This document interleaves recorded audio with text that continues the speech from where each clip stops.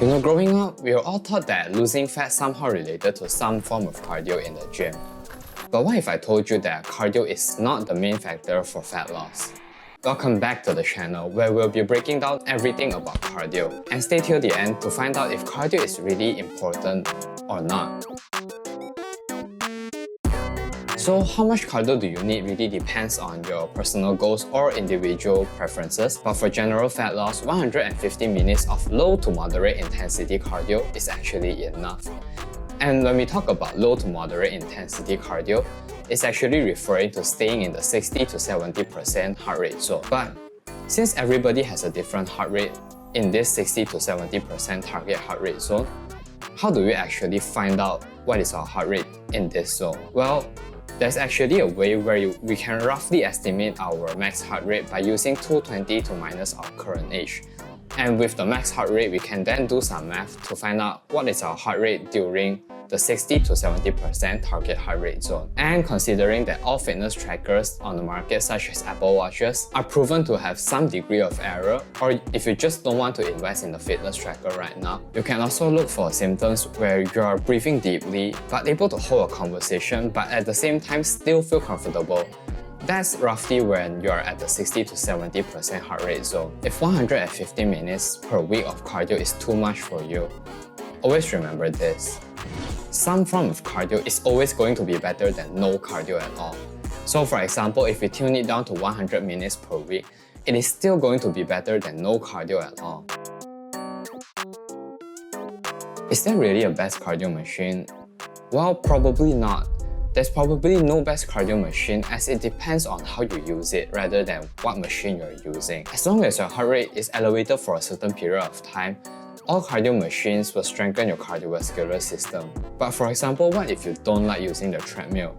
So this also translates to if you don't like using the treadmill, maybe you experience some shin pain, which is usually because you have set too high of an intensity right off the bat, or you just have bad experiences with your treadmill, then just feel free to try out other cardio machines such as Stairmasters, row machines, or even the cardio bikes. And for the record, it is also not wrong to mix up the machines when doing your cardio session. For example, if you're going for a 20-minute cardio session, you can go for 10 minutes on the treadmill and the remaining 10 minutes on the Stairmaster.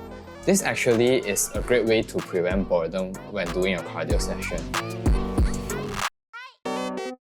Now, I'm assuming that your goal is to maximize building muscle. Then it would probably be a smart choice to arrange your low to moderate intensity cardio sessions after your workouts. Or if you prefer doing high intensity workouts such as intense cycling, then it is probably better to arrange your intense cycling session far away from your leg day. Or if you like to use row machines for high intensity cardios, then it is probably better to arrange that away from your back days. So what we're trying to do here is to try and arrange the high-intensity cardios away from the sessions that the targeted muscles will be trained. If your goal is to maximize building muscle, then your main goal should be to put yourself in the best condition for every resistance training workout without being affected by the fatigue created by your previous high-intensity cardio sessions. But if your goal is not to maximize muscles, then you can really just fit your cardio sessions whenever you like, as long as it works best for you.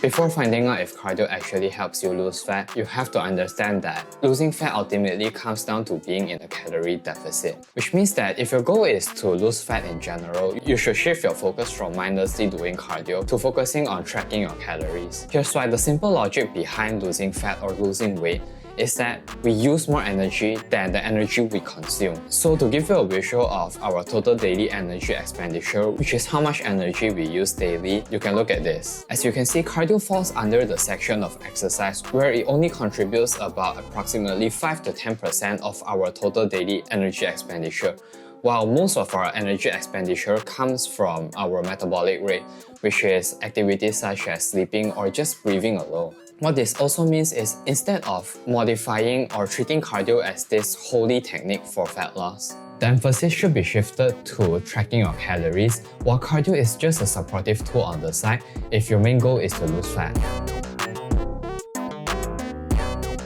So to answer the question if cardio is really important, well, the answer is absolutely yes. Cardio is indeed important, but we too often overemphasize its role in losing fat.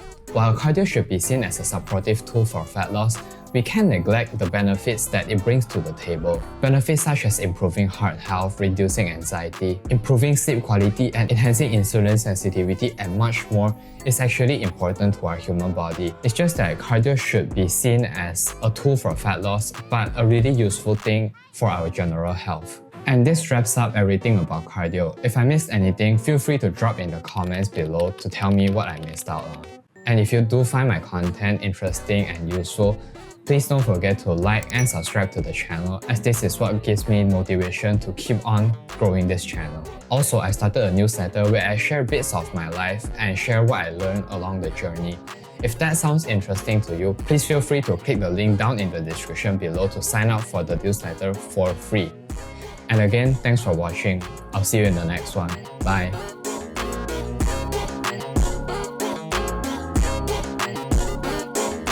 That's my tool.